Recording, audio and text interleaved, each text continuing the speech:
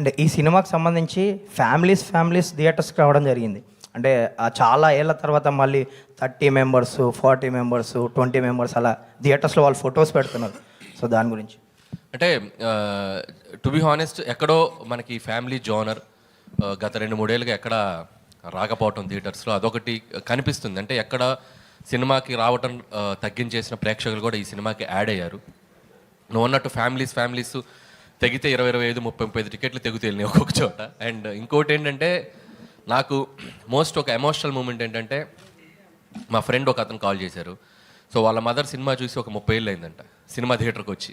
So ఆవిడ వచ్చి cinema చూసి చాలా బాగుంది బాబు అని చెప్పి విష్ చేశారు. అంటే ఇలా అక్కడక్కడ కూడా సినిమాకి కాస్త దూరమైన ప్రేక్షకులు కూడా ఇలాంటి జోనర్స్ వచ్చినప్పుడు ఏంటంటే ఫ్యామిలీ అందరూ కలిసి వాళ్ళతో పాటు ఇంట్లో మన అమ్మమ్మలు వాళ్ళు కూడా వచ్చి సినిమా చూడటానికి ఇష్టపడుతూ ఉంటారు. సో అలాంటి మిరకిల్ ఈ సంక్రాంతికి మామూలుగా సినీ గోయర్స్తో పాటు ఫ్యామిలీతో పాటు యూత్తో పాటు సినిమాకు దూరమైన ఒక 1%, 2% ప్రేక్షకులు కూడా కొంతమంది వచ్చి చూడటం జరిగింది.